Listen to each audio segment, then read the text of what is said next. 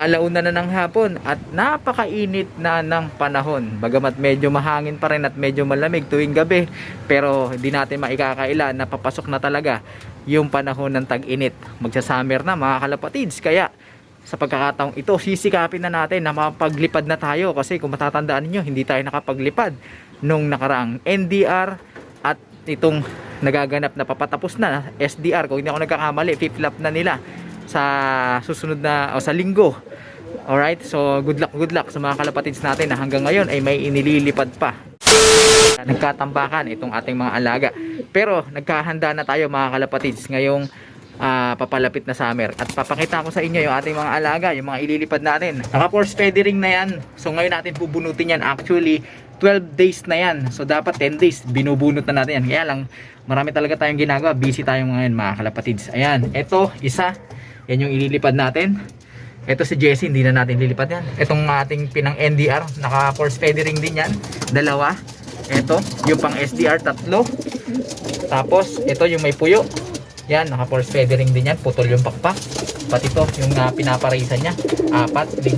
At itong black check na to, na anak din ng ating ibon na si Jessie. 6 yan yung ating inihahandang naka force feedering. Kahit naka putol yung pakpak niyan ay pinapalipad natin yan. Tamo, subukan natin. Tama-tama. Ayan. Mainit ang panahon. Ganito yung aking ginagawa mga kalapatid sa mga nakaraan. Hindi lang tayo nakakapag-video dahil hindi natin na-edit yung ating mga raw footage. Ayan. Wala natin. Sabik yung ating mga ibon. So yung mga ibon natin ito, sanay ito lumipad ng ganitong init. Kasi nga, sinasanay natin sa summer. Uy, labas! Labas! Ano bang nangyari sa'yo? Oh, may sakit ka ba? Walang oh. Lipad! Ay! Grabe! Mukhang may problema yung ibon nating isang yun ah. Alis! Ito, ayaw rumonda. Alis! Yun. Ay, nako. Kinakabahan ako dun sa mga ganong klaseng style mga kalapatids. Dahil pagka ganun, baka may problema yung ibon. Titignan natin yan mamaya. Ayun sila mga kalapatid, sana lumayo pa yung mga yan. At ganyan na nga natin sila sinasanay para rondahin sila sa tanghaling sobrang init ng sikat ng araw. Ayan. So mamaya tatawagin natin yan pagka nagkababaan na sila. Papapasukin ko yan and then bubunutan na natin ng pakpak yan. Medyo atrasado na tayo mga kalapatids kasi tip lap na. Tip lap, 6 lap, 7 lap. So kung walang magbabago, 3 weeks na lang yung itatagal ng nagaganap na South Derby race. Kaya kailangan na natin magmatuloy. Anyway, kahit mahuli yan sa training, kahit mahirapan yung ating mga alaga dahil nga medyo hindi pa masyadong tubo yung mga pakpak niyan kapag ka nagtitraining na sa track, sa training para sa Summer Derby race, ay okay lang yan. Basta kapag dating ng derby, mahaba na yung kanilang mga pakpak at ready na.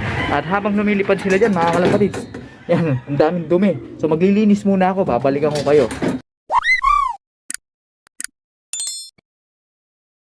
Okay mga kalapatids, halos papatapos na ako maglinis dito sa paligid ng ating flyer slope. At ito, kabababa lang, kalalanding lang ng ating mga alaga. Syempre mainit pa rin mga kalapatids dahil yan ang gusto nating masanay, o dyan gusto natin sanayin yung ating mga ibon sa ganyang panahon, ganyang weather, dahil nga summer yung liliparan nila. At the same time, dapat kapag lumalapag sila dito sa ating bubong o sa paligid ng ating flyer slope, hindi sila magtatambay, dahil yan yung napaka-importanting kasanayan na dapat nating maituro sa ating mga alaga para kapag may pauwian, hindi na sila magtatambay at maikaklak natin ng mabilis o maaga yung ating mga alaga. Kaya ito, tatawagin ko na para mapatuka yung ating mga ibon.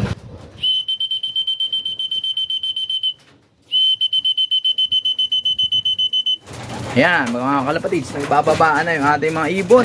Mga kalapatids, nagbababaan na. Mahusay talaga to si Jessie. Ayan, kaya hindi pumasok. Ayan, pasukin na natin sila mga kalapatids. O, pasok. Yun, dalawa. So ayan, lagyan na natin. Kasi yung hindi papasok ay mahuhuli, hindi na makakatuka. Sige, pasok. Meron pa doon. Ilan na tong nasa loob? Meron pa. Ito yung mga bagito. Ayan, nagtitigawan pa. Ayun, may bumaba. Uhaw na uhaw. Oh, pasok, pasok. Ay, nako. Pasaway itong mga to. Kala nila, papatukain natin sila. Hindi na tayo magpapatuka dyan mamaya. Pagkatapos na maubos. Dahil masasana yung mga ganyan, mga kalapatids. Medyo ano lang, medyo parang nagiging stricto lang tayo.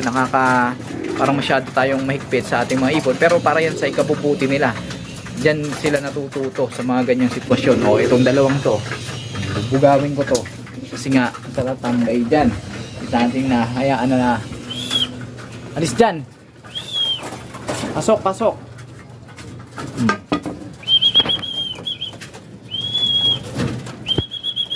O yun, pumasok na yung isang bagito. O, dagdagan pa natin. O, dalawa. Mayroon pang dalawang nandun, sa labas. Sige. Yan yung kagandahan mga kalapatids kapag hindi tayo nagpapatuka sa labas. Yung ibon, kumbaga makokontrol natin yung pagpasok at paglabas nila. Etong dalawang to, malamang to, medyo busog to, pero ganun pa man, uhaw yan dahil galing nga sa paglipad tapos mainit. Ayan, ngal-ngal nga sila, di ba? Ayan o, ngal-ngal. So dito pa rin yan uuwi, papasok pa rin yan para makainom. So yung patuka, saka yung tubig, control natin. So mamaya-maya, pubunutan ko na yan ng mga pakpak, mga kalapatids.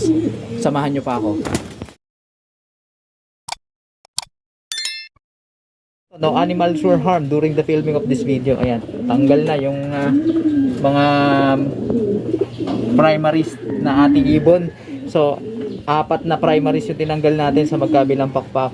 So, wala tong 10, 9, 8, 7. Alright? So, hindi na to makakapitik. Ayan. Samantala, etong mga ibang to, ganun din gagawin ko dyan sa mga yan. Ayan. So, tatanggalin ko na rin yung mga primaries ng mga to para magsimula ng tumubo yung kanilang mga pakpak. Okay? So, yan muna mga kalapatids ang update. At sa susunod na video ay ilalapat na natin yung sistemang i-apply natin para sa liparan nila sa summer. Siyempre, pang summer yung sistema na yun dahil nga mainit yung panahon. So, abanganin niyo yan. Kaya kung ikaw na nanonood, hindi ka pa nakapag-subscribe, ano pang hinihintay mo? Para mabilis mong mahanap yung ating mga video, mag-subscribe ka na, hit nyo na notification bell para updated kayo sa ginagawa nating kwentuhan dito lamang sa ating munting tambayan. Mag-like, comment, share sa video ito kung yung nagustuhan para sa tuloy-tuloy nating kwentuhan. Nakapupulutan ng mga ideya at kaalaman. Sige mga kalapatids, sa mga susunod nating pagkikita, ingat kayo. Hanggang sa muli.